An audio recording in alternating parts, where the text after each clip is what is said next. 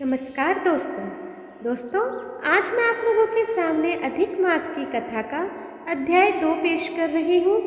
आपको अच्छा लगे तो मुझे कमेंट बॉक्स में ज़रूर बताइएगा। तो चलिए शुरू करते हैं।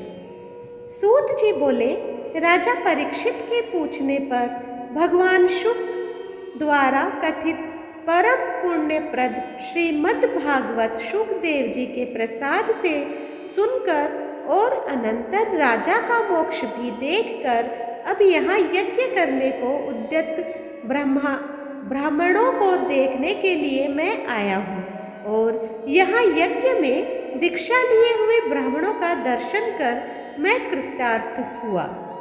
ऋषि बोले, हे साधो, अन्य विषय की बातों को त्याग कर भगवान कृष्ण द्वैपायन के प्रसाद से उनके मुख से जो आपने सुना है वही अपूर्व विषय हे सूत आप हम लोगों से कहिए।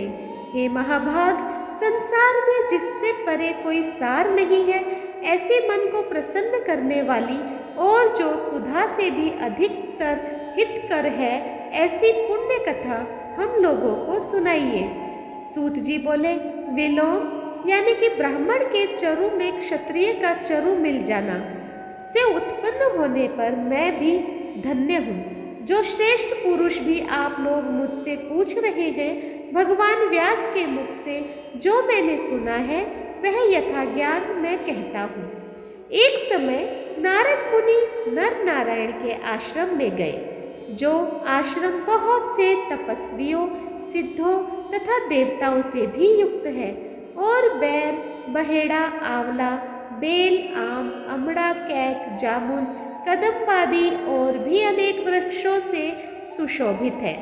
भगवान विष्णु के चरणों से निकली हुई पवित्र गंगा और अलकनंदा भी जहाँ बह रही है, ऐसे नर नारायण के स्थान में श्री नारद मुनि ने जाकर उन पर ब्रह्म नारायण को, जिनका मन सदा चिंतन में लगा रहता है, जिसके जितेंद्रिय काम क्रोधादि शत्रुओं को जीते हुए हैं, अत्यंत प्रभा जिसके शरीर से चमक रही है, ऐसे देवताओं के भी देव तपस्वी नारायण को साष्टांग दंडवत प्रणाम कर और हाथ जोड़कर नारद उस मुनि व्यापक प्रभु की स्तुति करने लगे।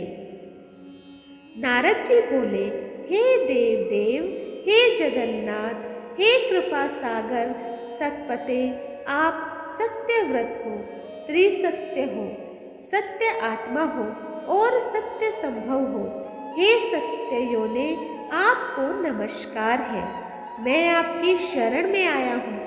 आपका जो तप है वह संपूर्ण प्राणियों की शिक्षा के लिए और मर्यादा की स्थापना के लिए है। यदि आप तपस्या न करें तो ऐसे कलयुग में एक के पाप करने से सारी पृथ्वी डूबती है, वैसे ही एक के पुण्य करने से सारी पृथ्वी तरती है। इसमें तनिक भी संशय नहीं है। पहले सत्ययुग आदि में जैसे एक पाप करता था तो सभी पापी हो जाते थे, ऐसी स्थिति हटाकर कलयुग में केवल कर्ता ही पापों से लिप्त होता है। यह आपके तप की स्थिति है।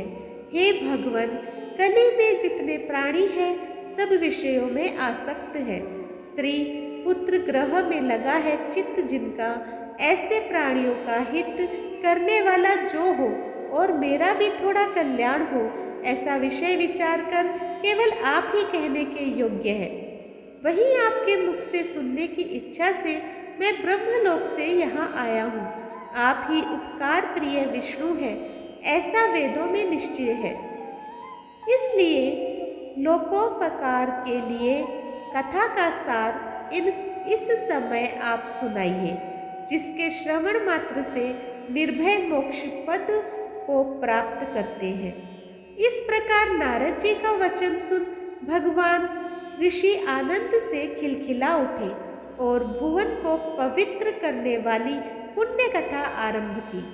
श्री नारायण बोले, हे नारद, गोपों की स्त्रियों के मुख कमल के भ्रमर, रास के ईश्वर, रसिकों के आभरण, वृंदावन बिहारी, व्रज के पति, आदि पुरुष भगवान की पुण्य कथा को कहता हूँ, जो निमेष मात्र समय में जगत को उत्पन्न करने वाले हैं। उनके कर्मों को हे वत्स इस पृथ्वी पर कौन वर्णन कर सकता है। हे नारद मुने, आप भी भगवान के चरित्र का सरस सार जानते हैं और यह भी जानते हैं कि भगवत चरित्र वाणी द्वारा नहीं कहा जा सकता, तथापि अद्भुत पुरुषोत्तम महात्म्य आदर से कहते हैं। यह पुरुषोत्तम महात्म्य दरिद्रता और वैधव्य को नाश करने वाला, यश का दाता एवं सत्पुत्र और मोक्ष को देने वाला है। अतः शीघ्र ही इसका प्रयोग करना चाहिए। नारद बोले, हे मुने, पुरुषोत्तम नामक कौन देवता है? उनका महात्म्य क्या है? यह अद्भुत सा प्रतीत होता है, अतः आप मुझे विस्तार पूर्वक कहिए। सूत जी बोले, श्री नारद का वचन सुन नारायण क्षण मात्र पुरुषोत्तम में अच्छी तरह मन लगाकर बोले। श्री नारायण बोले, पुरुषोत्तम यह मास का नाम जो पड़ा है वह भी कारण से युक्त है। पुरुषोत्तम मास के स्वामी दया सागर पुरुषोत्तम ही है, इसीलिए ऋषिगण इसको पुरुषोत्तम मास कहते हैं। पुरुषोत्तम मास के व्रत करने से भगवान पुरुषोत्तम प्रसन्न होते हैं। नारद जी बोले, चैत्रादि मास जो है वे अपने अपने स्वामी देवताओं से युक्त है, ऐसा मैंने सुना है, परंतु उनके बीच में पुरुषोत्तम नाम का मास नहीं सुना है। पुरुषोत्तम मास कौन है और पुरुषोत्तम मास के स्वामी कृपा के निधि पुरुषोत्तम कैसे हुए? हे कृपा निधे, यह आप मुझसे कहिए। इस मास का स्वरूप विधान के सहित हे प्रभु कहिए। हे सतपते, इस मास में क्या करना, कैसे स्नान करना, क्या दान करना, इस मास का जप, पूजा, उपवास आदि क्या साधन है, कहिए। इस मास के विधान से कौन देवता प्रसन्न होते हैं और क्या फल देते हैं, इसके अतिरिक्त और जो कुछ भी तथ्य हो वह हे तपोधन कहिए। साधु दिनों के ऊपर कृपा करने वाले होते हैं, वे बिना पूछे कृपा करके सदुपदेश दिया करते हैं। इस पृथ्वी पर जो मनुष्य दूसरों के भाग्य के अनुवर्ती, दरिद्रता से पीड़ित, नित्य रोगी रहने वाले, पुत्र चाहने वाले, जड़, गूंगे, ऊपर से अपने को बड़े धार्मिक दर्शाने वाले, विद्या विहीन, मलिन वस्त्रों को धारण करने वाले, नास्तिक, पर स्त्रीगामी, नीच, जर्जर, दास व्रती करने वाले, आशा जिनकी नष्ट हो गई है, संकल्प जिनके भग्न हो गए हैं, तत्व जिनके क्षीण हो गए हैं, कुरूपी, रोगी, कुष्ठी, टेढ़े मेढ़े अंग वाले, अंधे, इष्ट वियोग, मित्र वियोग, स्त्री वियोग, आप्त पुरुष वियोग, माता पिता विहीन, शोक दुख आदि से सूख गए हैं, अंग जिनके अपनी इष्ट वस्तु से रहित उत्पन्न हुआ करते हैं, किस अनुष्ठान के करने और सुनने से पुनः उत्पन्न न हो, हे प्रभु ऐसा प्रयोग हमको सुनाइए।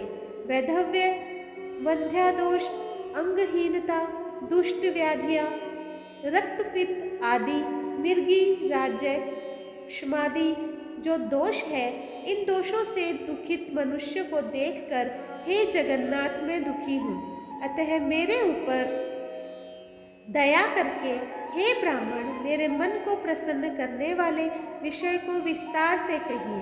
हे प्रभु आप सर्वज्ञ हैं, समस्त तत्वों के आयतन है। सूत जी बोले, इस प्रकार नारद के परोपकारी मधुर वचनों को सुनकर देव नारायण चंद्रमा की तरह शांत महामुनि नारद से नए मेघ के समान गंभीर वचन बोले। इति श्री बृहन्नारदीय पुरुषोत्तम मास महात्म्य द्वितीयोध्याय हरि शरणम। तो दोस्तों आज मैंने आप लोगों के सामने अधिक मास अर्थात पुरुषोत्तम मास का अध्याय 2 सुनाया है। आप लोगों को कैसा लगा मुझे कमेंट बॉक्स में ज़रूर बताइएगा, और जो भी मेरे चैनल पे नए आए हैं प्लीज़ सब्सक्राइब कर दीजिए, लाइक कीजिए, शेयर कीजिए और इसी तरह मेरा सहयोग करते रहें। धन्यवाद।